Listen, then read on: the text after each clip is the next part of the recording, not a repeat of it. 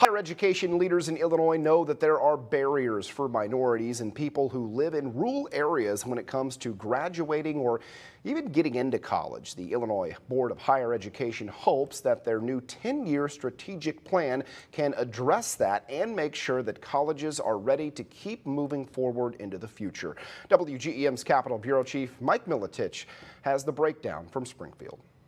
The Board of Higher Education hoped to launch the process to create the strategic plan in 2020, but it was put on hold early into the COVID-19 pandemic. Board Chair John Atkinson says virtual learning put even more inequities into the spotlight. We really had unequal access to the tools needed to be able to have a higher education and for everybody in the state to be able to thrive. Leaders want universities and community colleges to create more summer bridge programs to help students transition to college. They could also provide support for basic needs like housing, food security, and mental health or childcare services. Stakeholders also recommend an expansion of MAP funding and equitable investment through a higher education funding model. A bill recently passed out of both chambers could create a funding commission to try and solve that issue. Leaders hope this proposal is signed into law since funding approaches have exacerbated inequities and led to more debt for students and their families. And it's not just the most underrepresented students, it's been impactful for students across the board. Atkinson says the Pritzker administration knows affordability is a major issue.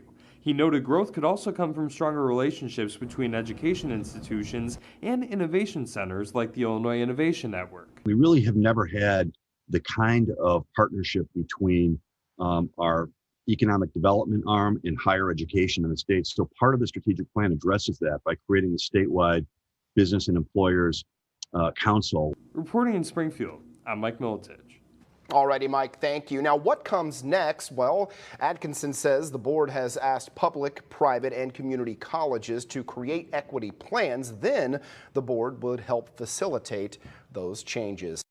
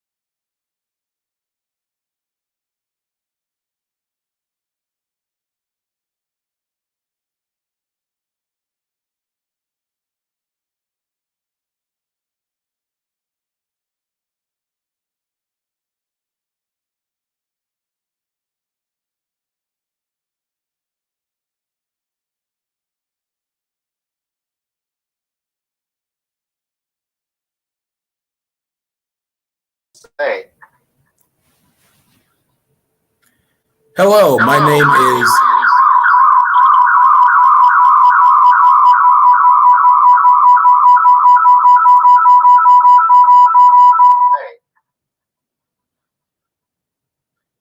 Hello, my name is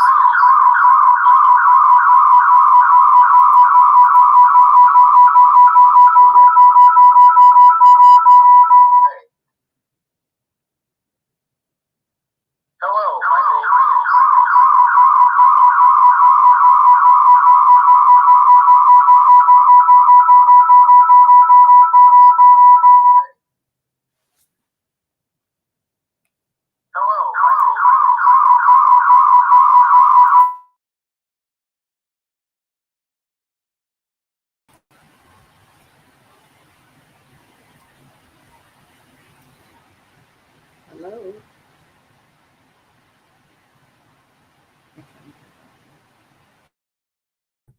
For some reason, it seems like there's been, because I hear a feedback. So if your lines are, there are other services up, please mute those services. All right. We're going to go make sure, because there have been some technical difficulties, and we want to tell our crowd that's watching, you do understand that we're in the midst of a global pandemic, which is the reason why we're having this virtual discussion, a town hall meeting, and not in the studio. So we're going to make sure that you understand exactly what's going on and where people are. And remember, Those panelists that are here, I know that you all aren't technically savvy, but we're glad that you're here on the Michael Stringer Show. So make sure that you are muting your lines so that we don't get any feedback. All right, let's run through these introductions again. Michael Crow, who's the current president of the, as he says, New American Research University. Mr. Crow, welcome. Good morning, Jack. I am very excited about talking about the New American University. It's something that we work very diligently on, so thank you for having me. Appreciate you being here. All right, Donald Ulrich, who is the president and chair of the search committee. Dr. Ulrich, thank you for being here. Dr. Ulrich, I don't think we can hear you. I think that's where our problem was, so we'll let you get your audio together. Also joining us, Dr. Christine Wilkinson, who's the Senior VP, Secretary of the University. Dr. Wilkinson. Good morning. Thank you for being here. We also have Dr. Philip Reiger, who's the Executive Vice Provost and Dean of the ASU Online Extended Campus. Welcome. Good morning, and thank you for having us. We also have someone who I guess goes without naming. This individual is the one who kind of came up with a lot of he's known as the Dean of Presidents. Let's welcome Laddie Kaur, who is the outgoing president of ASU. Dr. Kaur, welcome. Good to see you. Thank you for having me. Thank you. Always a pleasure to see you. And the Senior VP and University Planner, Richard Stanley. Thank you. How are you all doing today? Good to have you here. And last but not least, our Chief of Staff and Senior Vice President. This is Dr. James O'Brien. Thank you for having me. Good to see you all. All right, let's start out with the million-dollar question. Strategic planning is usually for businesses. A college is technically not a business. So as you look to understand that you wanted to implement a strategic plan in the way that ASU would work, where did you start and how did you come up with this idea for doing it on the higher education level? Jack, that's something that I really took into context when I was transitioning into my tenure with ASU. As we know, I came in and there were a lot of challenging things that were happening or that we had reviewed. So as I was going into my tenure, I knew that we strategically had to have a plan. And I focused on 3 areas, and that would have been excellence, impact, and inclusion. For so many times, a lot of the institutions, they focus on excluding populations when we should be including them into our total capacity of what we can do for that particular area. So that inclusion was one of my big areas along with excellence, because I realized at some point along the way, the university had become mediocre. You know, as we move through and understanding that, you know, finding our way and sneaking our way through it, the question is, though, why was it important? What was it that made the university look toward having a better plan than the plan that had been on before? The university's been around for decades and over 100 years by the point that the plan started. So what was it that made the plan necessary? And I want to ask, because Dr. Ulrich, your committee is responsible for the university as a whole, bringing on the staff that runs the school, the president, the search committees. So you are the one who kind of came up with the push to say, we've got to do something different to make it sustainable based on what the research that I did when I wrote the article. What was it though? What is the background that said, we've got to do something different here? Jack, can you hear me loud and clear? We can hear you now, Doc. Thank you so much for this opportunity. I, as a member of the Board of Regents, particularly tasked as president and chairman of the search committee, we wanted to innovatively transform this institution from where we were to where we ought to be. We wanted to transform this institution with purpose. We wanted to conduct a national search for a president, in particular looking for a candidate that was not the conventional average candidate. We want to transform into leadership, Jack. And that leadership that you brought out, and I want to go deeper into that question because, you had a great leader, but the leader, it was time for him to go. Like, that's what happens with leadership. Where did you see the school going and growing? Arizona State, as you know, is one of the largest schools in the country. But where did you see it going and growing? What was the goal of your group for the school? So some people have considered us to be a party school of sorts. We had a large student population and some basic academic offerings that had been developed as the institution has developed. But we wanted to be bigger. We wanted to have a greater impact. We wanted to focus on the inclusive we rather than the exclusive we. And we wanted to create the type of institution that was just not normal, but was impactful and transformative. And that was provided by the vision of this new American university.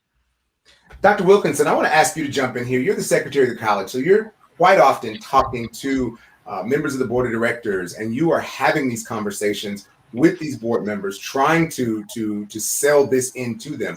What was it that you thought that they would take from it, and how did they take it when you came to them with this idea from the board of regents saying we're going to change and have our strategic plan move in a different direction? Well, they took it well. They were wondering why we didn't have a meeting before me just bringing it to them. They wanted to be more involved.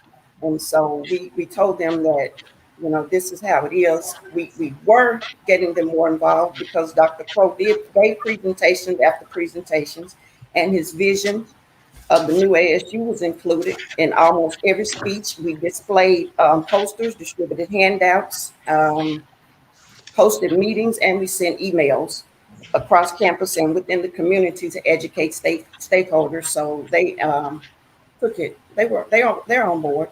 We're good.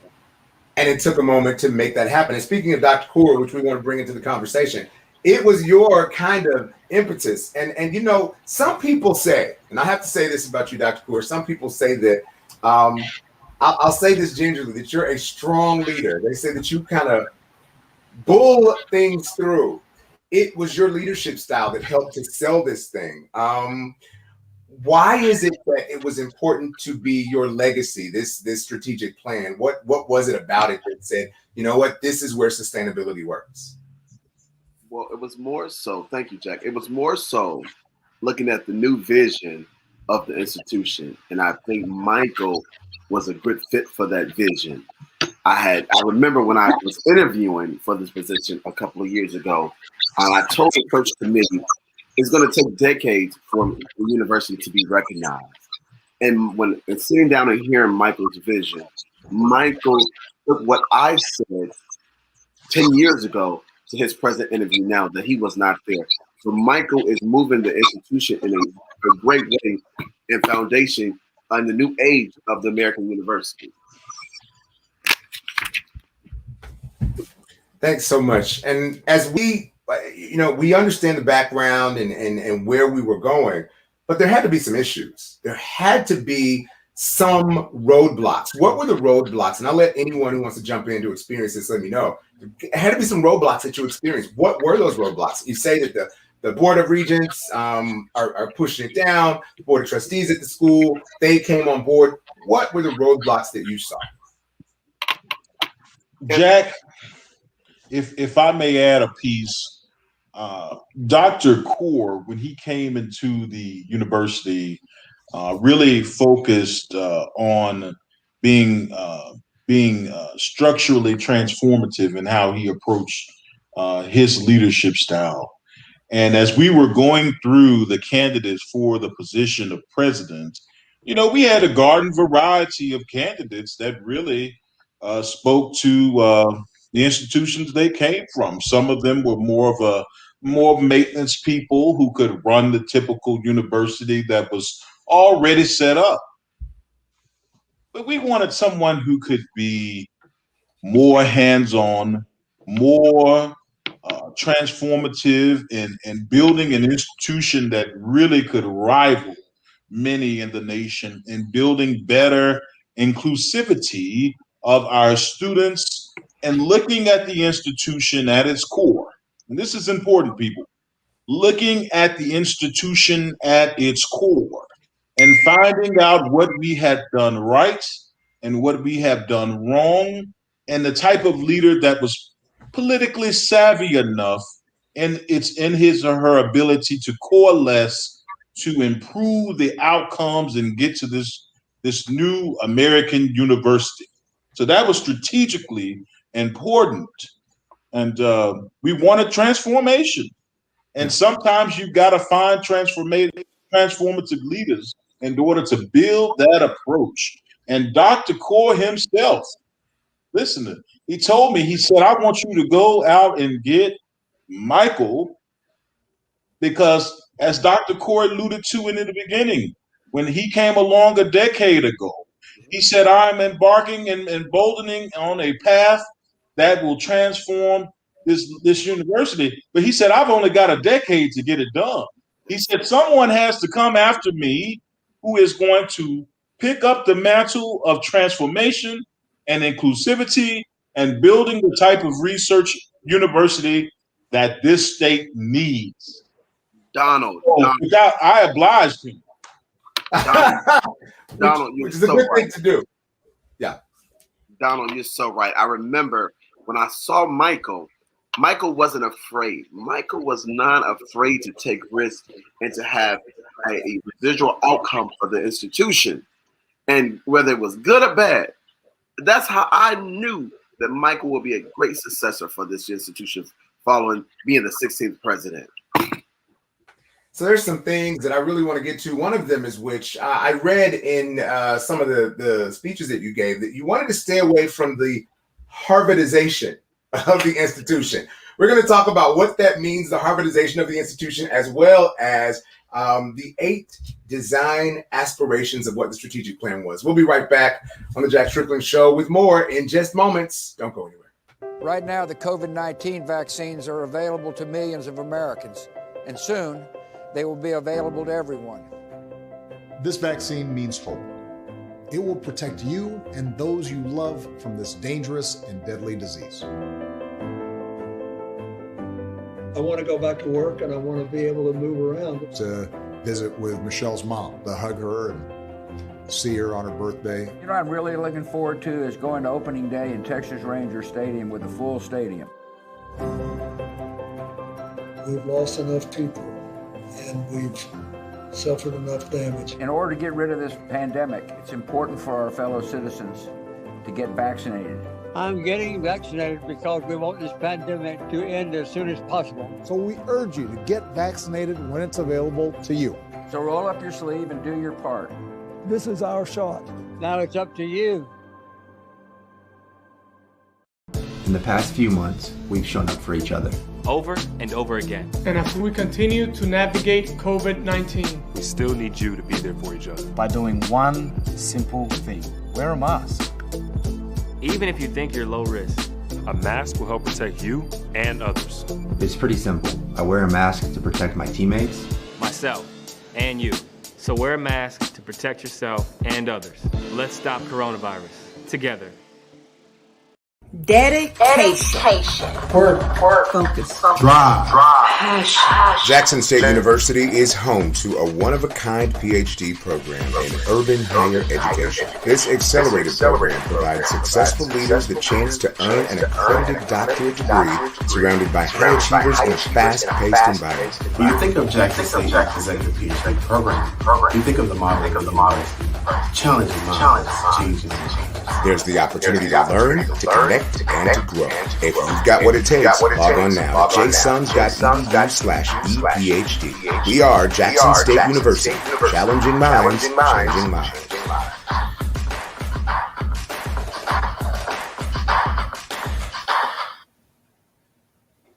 Welcome back to the Jack Strickland Show. I am Jack Strickland. Thank you so much for being a part of the show. And today we're talking to executives from Arizona State University. You'll see them all around because we are in this roundtable discussion to really get to the understanding of why the school created a strategic plan and what that means. We'll also be joined on this segment by James O'Brien, who is the Senior VP and Chief, I'm sorry, James, you've been here. We had another person that came on, and the reason I had it mixed up is because Seth's name, we have your Chief Research Officer and Senior VP of Knowledge and Enterprise, which is Dr. Sethamurian Panchitan.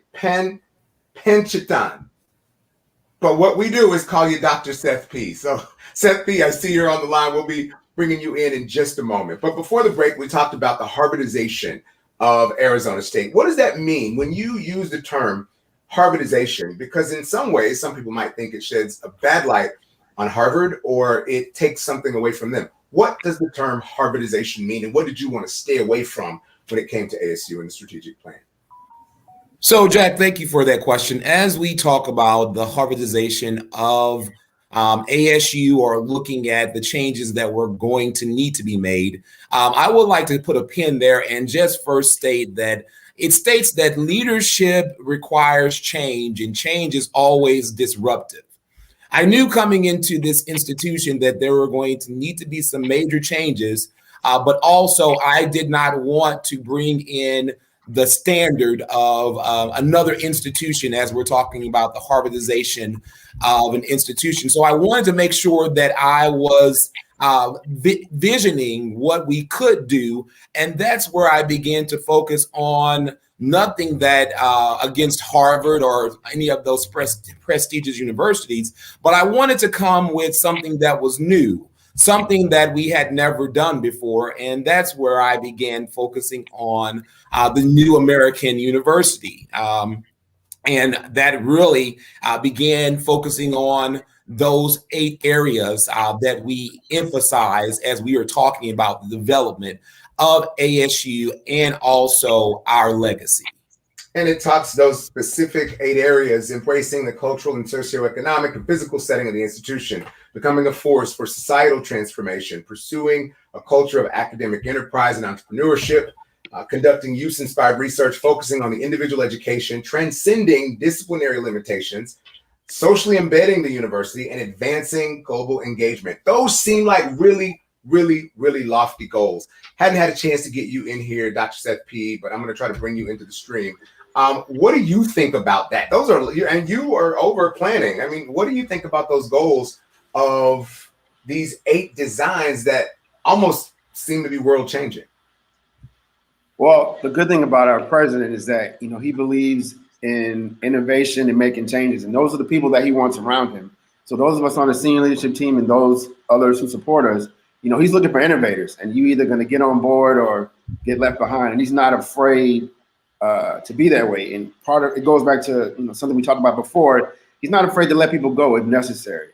So he gives everybody opportunity to be a part of this change, and it's really fast moving train. But that is what he's looking for. Those who are in leadership as well as in faculty and staff.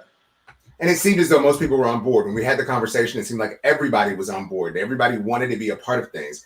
I guess the question that I would have for the team as we figure out where things go is, when you had people that did not want to be on board, how did you solve that problem?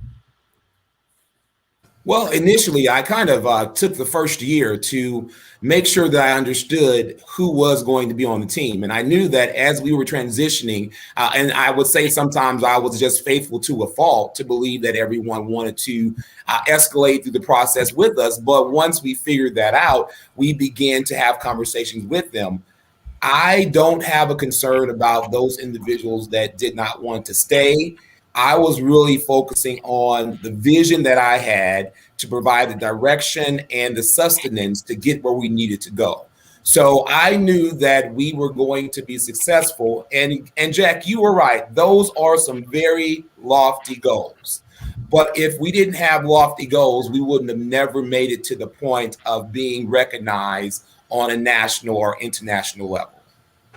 There are, and again, these goals, when you look at it, these are because we're becoming a great research institution, but still, these are really aspirational things. When you look at it, and I want to get into a little bit more of a deeper push, and Dr. Staley, as you looked at the timeline seemed to go like lickety split, for lack of a better term. What was the feeling of the people around you, and how did you get them to get on board with a timeline that was almost like going into warp speed in a day or so? Thank you for that question. So yes, so Dr. Crow brought me on in 2014, and we knew that timeline was very limited for what we had to do for Arizona State University. So when you think about Arizona State University, you think about the downtown Phoenix location. So the downtown Phoenix location was comprised of 6 Spanish-style buildings, which we were getting into the neighborhood and innovating that particular area to expand our university. So we know the timeline was very aggressive. We had to be very aggressive in the timeline. So one thing that Dr. Core and I did was talk with the mayor of Phoenix, which was Mayor Phil Gordon, and we talked about the expansion plans that we had for the downtown campus. We knew that we had to get the community involved to vote on the particular bonds that needed to be approved. We needed an $878.5 million bond approved to start renovations downtown. And little did we know that the community was in support of us. So after that bond was approved, we received an additional $100 million bond with the approval of our community as well. So understanding all that you are, and we get the fact that the community was involved, which is a part of the strategic plan, a part of the goals. How did you then move away? And so you were able to get buy-in by relationships. That's one of the things I keep hearing over and over and over again. The relationships are there. Dr. Riger, one of the things with you had a goal to get 20,000 new people. Just can we stop for a moment? 20,000 brand new online students, and your faculty looked at you like you had an absolute snake on your head when you came to them. How did you get over that? How did you resolve that conflict of saying, not only will we bring this 20,000 students in, but we'll do it effectively, and we'll make sure that, again, it's sustainable and not just something done for the sake of it being done?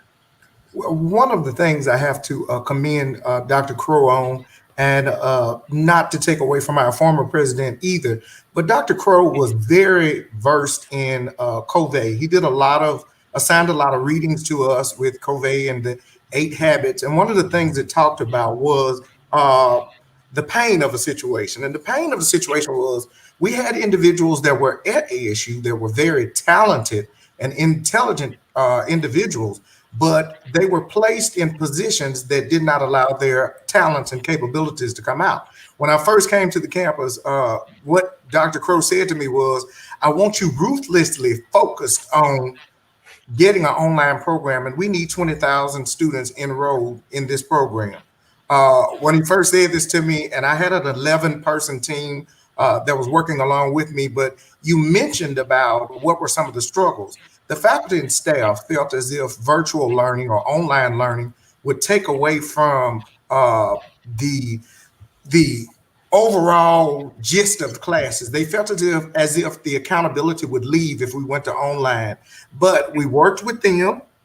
We sat down with them. We did professional development, and we began to transition to online learning. They didn't want to lose the quality or the student connection that they had by being in person with learning.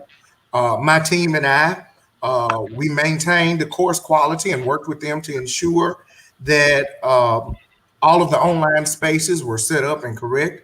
We also expanded our reach by offering more degrees to learners across the nation and around the world.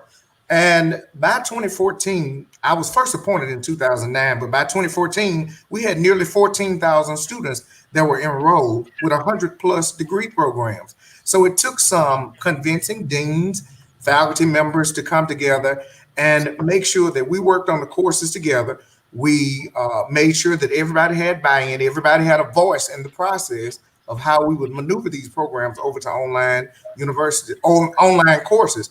And of course, Dr. Crow didn't let up. It was his goal. We all understood what the goal was, so we knew we had to land somewhere among that goal because he has the mentality. You get on board or get left behind. Speaking of Dr. Crow, will you say those leadership challenges that were experienced, were they your fault? Well, you know what, Jack, I as the leader, the chief executive officer of the organization, I believe it's always important to make sure that as you are leading, that you do take the responsibilities for the actions that you are doing. So I do know that some things probably were not the best. However, I also know that we took time to learn from those opportunities, but we were in such a fast-paced situation where I knew that those innovative institutes that we needed to implement, that it was going to be the cutting edge opportunity for Arizona State University. So if there were some challenges that we probably could have done better, I will take the blame, but I will also take the opportunity and say our team pushed ASU and excel to another level that we wouldn't have never been able to do had not we taken those chances. And Jack, might I ask this? May I add this right here? One thing about Dr. Crow that I was a little skeptical about doing when we talked about joining outreach and reaching out to pre-K-12 institutions. Dr. Crow came in and he said, I want to reach out to the K-12 settings around the Phoenix area and around those areas that we tend to not really be able to have community buy-in. And when we first started with the charters in the area, it was a hard task to get superintendents to understand the difference in the expectations in higher ed versus pre-K through 12. But to our university and to our faculty and staff, the accolades started coming in. By 2014, we had 2,000 students that were enrolled in our STEM programs in our Polytechnic campus, downtown Phoenix.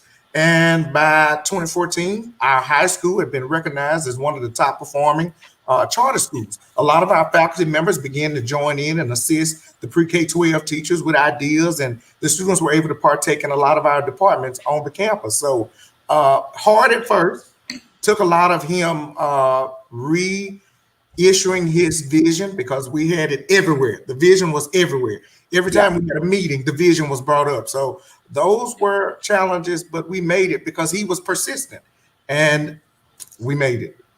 I have to say, speaking of that, and I want to take it back, I've noticed that anybody can jump in on this, and we'll, Dr. Crow, get back to you. So don't answer this one, Dr. Crow. You've been described in the article I wrote as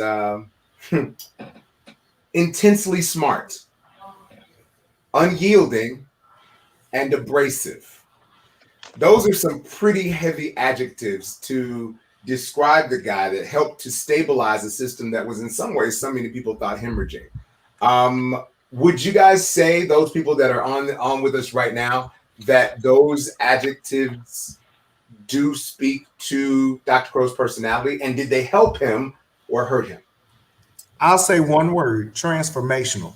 Dr. Crow was transformational. And sometimes in order to get what you need, those traits described may not be the way that it came from Dr. Crow, but it's taken that way sometimes because people don't want to be change agents. He was a change agent, or is a change agent, for Arizona State University. So I'll use the term transformational so that I can maintain my position. And Jack, I would add that Dr. Crow was a very disruptive leader. He came into the space and disrupt the space and knew what he needed to do to move this institution forward. He knew that to grow this institution within the community, that he had to have partnerships within the community, but he knew that it was a risk for not only the community, but also a risk for the university. The mayor stated that together we, successfully integrated a university into the political, social, and business fabric of this community. So not only did he have ties within the university, he had ties within the community as well to keep this university moving forward. Anyone else want to jump in? Those adjectives I said: intensely smart. They say that, again, unyielding. So he pretty much pushes his way through. Do they describe him, and are those the characteristics that leaders need so things can change and move forward? Yes. If you look, this is James O'Brien here. If you look at Mr. Crow, he was ready to employ a technique that was called immediate disruption of enterprise. He needed to activate his current leadership team when he got there, or build a new one that could help him move institutional level projects and ignite new ways of thinking and operating. He consistently demonstrated that he no longer viewed ASU as simply a higher education institution. It was to him a knowledge enterprise that needed designers. And, if you look at it, he was at fault. He was loyal almost to a fault. I mean, there were people who should have been moved on faster, but he recognized that we were looking for more than a mindset change. We were asking people not to just change how they thought, as well as how they executed on a daily basis. Moving toward the end of the show, and we're not there yet, but I want you to, you've heard all this, Dr. Crow. You heard what they said. You've heard that I'm sure you think of yourself as just a nice armchair guy and that you're moving things through, but you see that some people think that you kind of push your way through. What do you think about those adjectives? And if you were not the you that you are, could you have made the change that you did?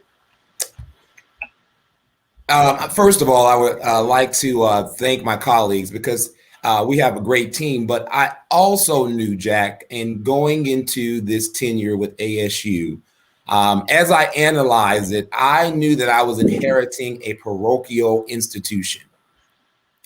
And as we were talking about the acclaim and the prestige that we wanted to bring to the university, I knew that we had to inwardly focus and run. It was run by faculty, but we also had to make some changes. And some of those changes are not easy, but we definitely had to make them. So for me, I believe that abrasion is something that probably is good because it brings the best out in everyone.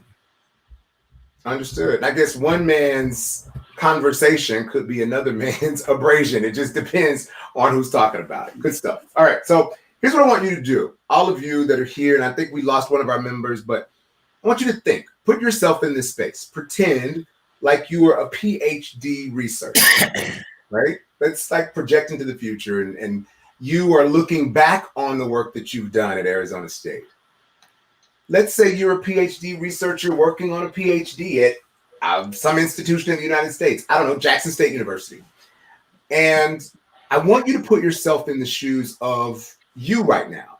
What would you have done differently? How would you have made a sustainable change? And what things would you have done and how would you have done it to create something new, different, and interesting? We'll be right back with more of the Jack Strickland Show in just a moment as we talk about the strategic plan of Arizona State University. Stay right there. The world is talking about coronavirus.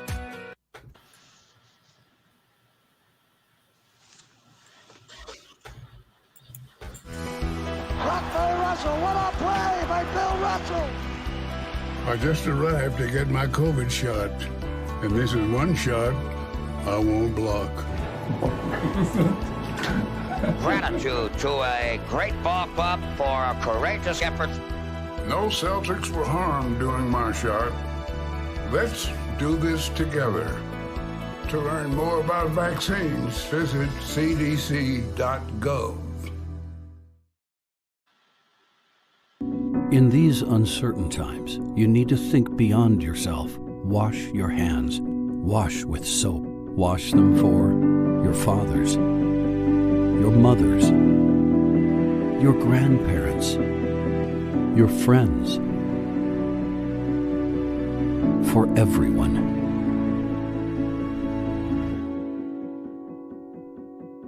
Wash your hands for them. In the past few months, we've shown up for each other. Over and over again. And as we continue to navigate COVID-19, we still need you to be there for each other. By doing one simple thing: wear a mask. Even if you think you're low risk, a mask will help protect you and others. It's pretty simple. I wear a mask to protect my teammates, myself, and you. So wear a mask to protect yourself and others. Let's stop coronavirus together. Dedication. Work. Focus. Drive. Passion. Jackson State University is home to a one-of-a-kind PhD program in urban higher education. This accelerated program provides successful leaders the chance to earn an accredited doctorate degree surrounded by high achievers in a fast-paced environment. When you think of Jackson State Executive PhD program, you think of the model of the university: challenging minds, changing lives. There's the opportunity to learn, to connect, and to grow. If you've got what it takes, log on now to jsums.edu/ephd. We are Jackson State University, challenging minds, changing lives.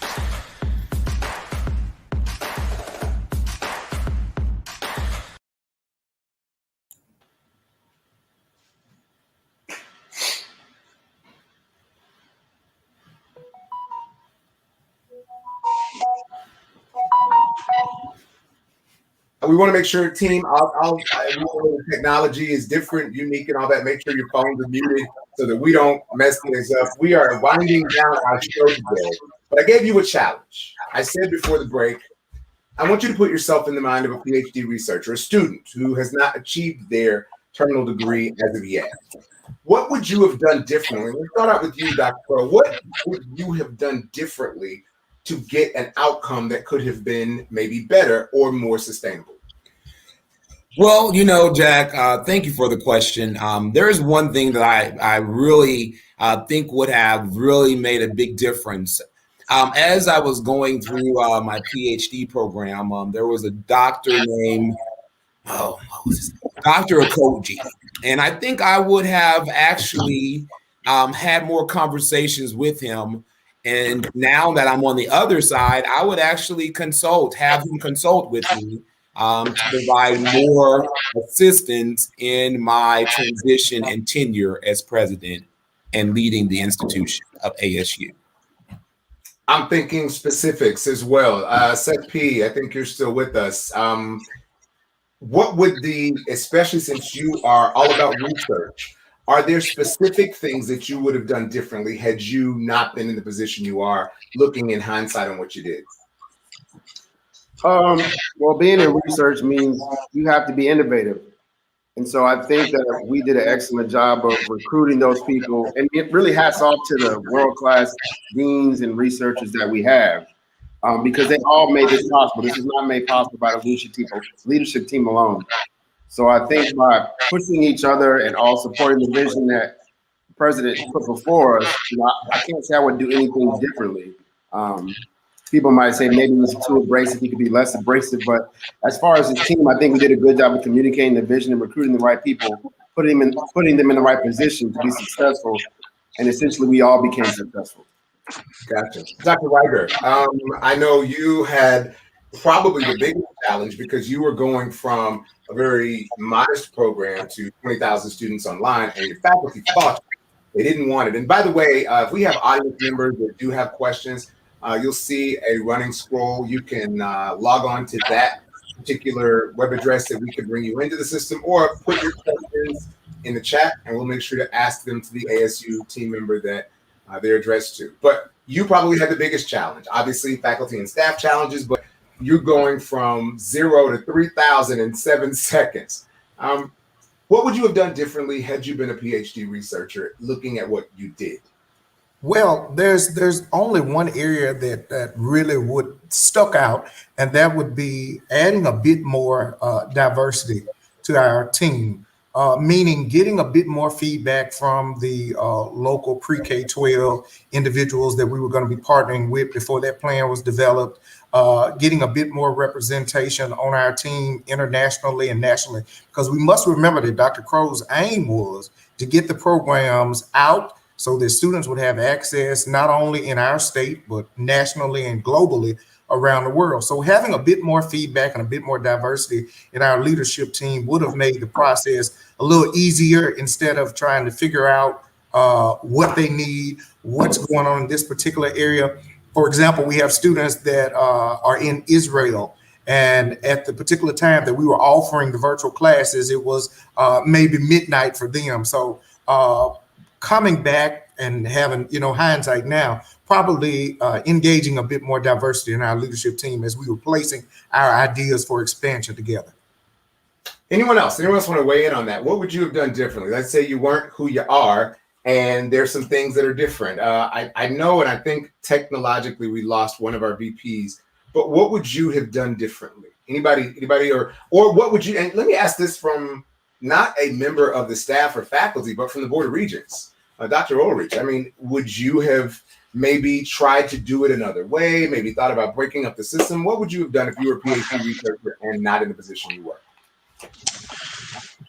Jack, I think that's a very interesting question. I think we went into this process understanding that substantive change had to occur. I think the new American University design, the 8 design aspirations were transformative to what we needed here. We needed to go from a university that was just okay, just getting by, just building where we had built, to an institution that was focused really on the future, and the President Crow did a great job of understanding the constituencies that are uniquely placed to where we have to get that transformation. But could say that we could have done a better job at looking at our elected officials and looking at our community leaders for some of the successes that we had that were financial and getting more budget items in. We probably could have done a little bit better job of building some other things in financial for the future. And I think when you look at this institution as really as shaping clay in our culture, we have to look at what does the institution continue to look like in that development. What do decades continue to look like? What do successes look like? What do failures look like? And how we really create a sense of urgency around making the changes around the challenges that we face. So it's a constituency issue, it's a culture issue, and it's really shaping the narrative for many years to come. Thank you. I appreciate that. Anyone else want to weigh in on that before we get into our kind of final thoughts as to what next and why? Anyone else? Yes, Jack. I would definitely say that something that I would have done differently as the vice president and university planner will bring more of our stakeholders to the table, bring our students to the table to see what are their ideas of the future of Arizona State University, especially with us expanding our downtown location in the Hispanic neighborhood. Bring more so those Hispanic students onto the team to see what more so can we do in their community to help implement programs to get more people from their community to come to the institution, other than reaching out outside of the community to get students to come in too. So I would say more so bring a diverse group of student leaders who are our stakeholders, to let them give their expressions and knowledge of what we need to do to move this institution forward. Nice.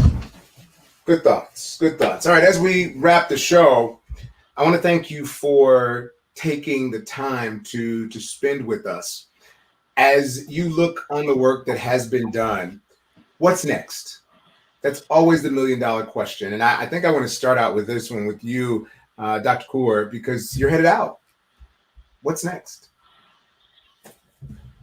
Or you've gone away. I mean, you were headed out when it happened. So what's next? What do you see next for the school? Where do you see it going? What's next? You know, I believe that the institution is headed in the right direction. I would think it was Bowman who said leadership in changing the world. I think Crow is going to change ASU's world with faculty technology, coping with the world, with students. He's going to take the ASU to the next level. How about you? Of course, I think what's Dr. Crow is important is that, people, you gave them an opportunity for them to express themselves, expand who they were, and not have to do it and worry about retribution, even though they said you're a tough guy. What's next for the institution based on what you see and where the plan's going?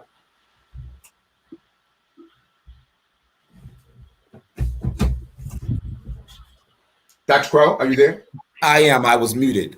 Thank you, Jack, for that question. And as we talk about what is next for ASU, I want to remind you that what we have been able to do was definitely a team effort, and it was a bipartisan effort on even the innovative centers that we had downtown. So I think as we look forward, partnerships are going to be more crucial with the change of times and budgetary constraints.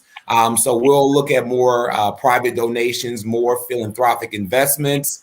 We'll look at partnering with the local government and others in Washington, D.C. But I believe that we are on the cusp of something bigger for ASU.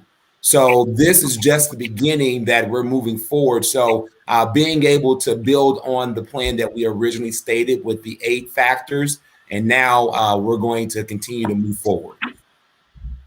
Anyone else? I know Dr. Riger, I know obviously 20,000 students. I mean, where do you go from the top of the mountain? Do you go into space?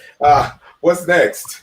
Well, actually, with the onset of COVID and the pandemic, we're just glad that Arizona State University was already moving in a progressive manner to offer virtual learning alternatives. We're currently at about 100 degree programs, and we're looking to expand to offer certifications. We're looking at offering workforce training and development virtually to help those members that are transitioning to the workforce. So we're going after not only the collegiate base, but we're looking to expand in our programs to vocational certifications for the workforce. So, hey, if you want it and you want it bad enough, come to Arizona State University. This is one of the base shows. We have a question from the audience, one of the audience members. It looks like I do have an audience member in. I want to bring it in. I'm not sure what the question is going to be, but we have the audience member there. I think we do. There we go. How are you, ma'am? Thank you so much for joining us on the Jack Strickland Show. What is your question? I'm well. Thanks for having me. My question is, President Crow's focus on innovation and radical change seems a bit fast-paced. Do you think this approach bodes well for a research institution with man esteemed faculty who have been here for years? So fast-paced, things are moving quickly. Thank you so much for your question, ma'am. Fast-paced, things are moving quickly. What is it that you think, is research takes time? Do you think that it may be too ambitious?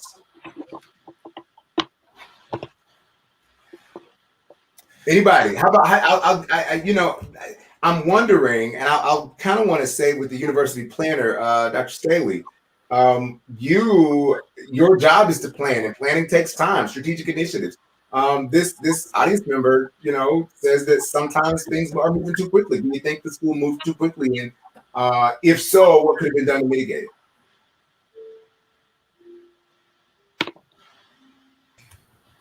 Dr. Staley. If I might jump in right there before Dr. Staley, had we not been as aggressive as we were with online and pursuing virtual learning, we would not have been prepared for the pandemic that just hit. So in some instances, I think that fast pace is needed for us to be able to compete with other universities or to be able to attract students. And Jack, I would offer, as we went through the process of hiring Dr. Crow, the university was ripe for a mindset change. We had to fundamentally change our thought processes to be focused on the future. And we had to set the priorities so that we could move in action. Now, some people say that we move too fast or we move too slow, but I believe we created a coherent strategy and we consistently communicated that strategy in a manner that allowed our bold propositions to move forward. We have to be bold once we set these things into path to bring about that transformation. And so where some would say we were too bold, I would say they were too sitting back and letting lackadaisical leadership happen. We must be bold and we must be transformative, Jack. Absolutely, absolutely. All right, we're going to wind the show up. We're going to leave it there. Thank you to everybody who participated. I appreciate even an audience member for coming on and being a part of the show. And one of the things we want to remind you is that leadership, when we talk about strategic expectations, is important to have planning. One of the things that we learned from talking to all of the audience members, as well as talking to all of the administrators, is that planning is a necessity. And so having those strategic plans in place makes things work. Now, of course, Arizona State University is among the top rated research institutions in the country. And the work that they've done continues because of the changes that were made long ago. But those changes gave foundation so that change could happen now. And that's why strategic planning is important. A strategic plan is indeed a paradigm, which means by virtue of what it is, it will shift.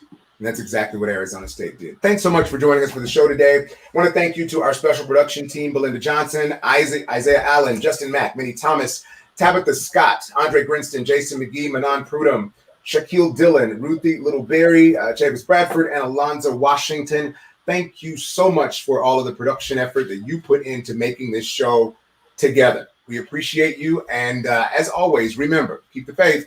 We'll see you next time on the Jack Strickland Show.